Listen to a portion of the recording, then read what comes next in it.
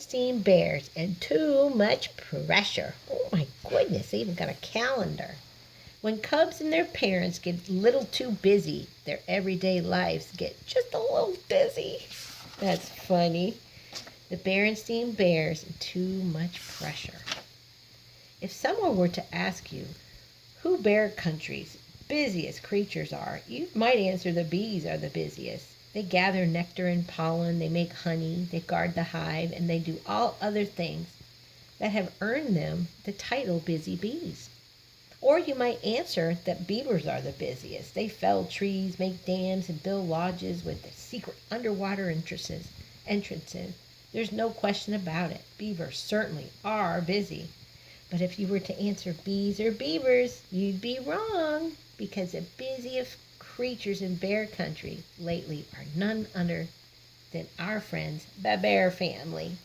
The bears haven't always been so busy. They used to do all kinds of things that most families do. They worked and they played, they went to school, they visited their friends and enjoyed nature, and once in a while they just sat around and did absolutely nothing. The bears hadn't planned on becoming so busy. It sort of just kind of sneaked up on them. First there was Brother Bear in the Little League, and then Sister Bear got bitten by the ballet bug and started a ballet class. And then when her best friend Lizzie Bruin started riding lessons, Sister just had to take that up too. And Brother wasn't about to be left out of something as exciting as horseback riding. I guess they both got into it. Oof. That's how it was with other activities. As soon as one of the cubs' friends signed up for something, brother and sister had to sign up too, and before anyone even thought to say enough is enough, they were signed up for just about everything. Swimming and gymnastics. Soccer is where we get our kicks. They did karate, they liked art. Oh, I call it flowers with drips, that's funny. Even a computer club. Oh my goodness. Talk about busy. Mama and Papa Bear had to drive brother and sister to all those activities. Things got so complicated that Mama had to make a big schedule, keep it on the wall. Look at that. Keeps things straight, so Papa put it on the wall for her. Look at that. Quilting and riding. Oh my goodness. The schedule was especially difficult on Fridays, and today was Friday. Will someone please answer the phone call, Mama, after the fourth ring? I'm busy getting things out of the freezer for tonight's dinner. Can't right now, shouted Sister from upstairs. I'm getting ready for ballet. Me neither, yelled Brother. I'm getting my baseball stuff. Since Papa was out working on the car, Mama had to answer the phone. She reached it by the seventh ring. Woo, it seemed a lot longer for Gran on the other end.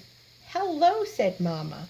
Hello, dear, said Gran. Is everything all right? You sound a little breathless.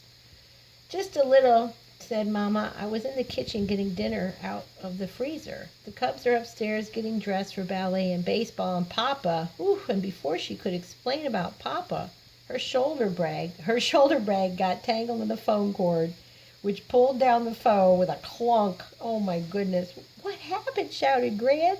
What was that awful clunk? It was the phone falling. Was there anything special, Gran? What Mama didn't explain is that when she stooped to pick up the phone, her hat fell off, and when she reached for it, she tripped over the cord and was now sitting all tangled up in a heap on the floor. That is funny. I was just calling to invite you all to dinner sometime soon, said Gran. Love to, but we're just on our way out, so let me check our schedule and I'll get back to you. Fine, Gran said after a pause. Well, goodbye. Mama said, Sister, what are you doing sitting on the floor playing with all the phone cords? Come on, we're going to be late. Drop me off first, shouted Brother on the way to the car. No, me first, cried Sister. No, me, insisted Brother. When Papa tried to explain what had been wrong with the car, the spark plugs needed cleaning, Mama shouted, Not now, dear, and roared off, leaving him in a cloud of dust. Well, Gran said as she hung up the phone, there certainly is a lot going on over at that treehouse.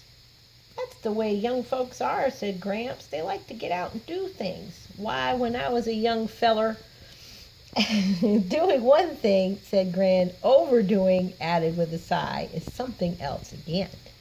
If Papa could have heard Gran, he surely would have agreed. There was just too much going on, too much coming and going, too much rushing about, too much pressure. The Bears family schedule was becoming a nightmare, as it turned out the whole series of nightmares. The Cubs had planned to watch some TV that evening, but they were so stiff and tired, sister from ballet and brother from baseball, that they just went to bed early, fell asleep, and dreamed. Sister dreamed she was on a strange sort of merry-go-round, a merry-go-round of activities, which went around and around and around. She wanted to get off, but no matter how hard she tried, she couldn't. And Brothers had a really bad dream, too. He dreamed that he was caught up in an enormous whirlwind of baseballs, soccer balls, and computers. Look at Papa. He dreamed he was trapped on a magic carpet that was zooming into a deep black hole. Only it wasn't a magic carpet. It was that awful schedule from the wall.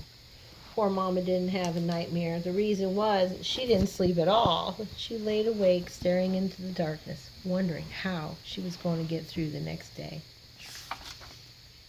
After a quick breakfast, Mama packed the lunch for Papa, who headed into the woods for some worked in the woods.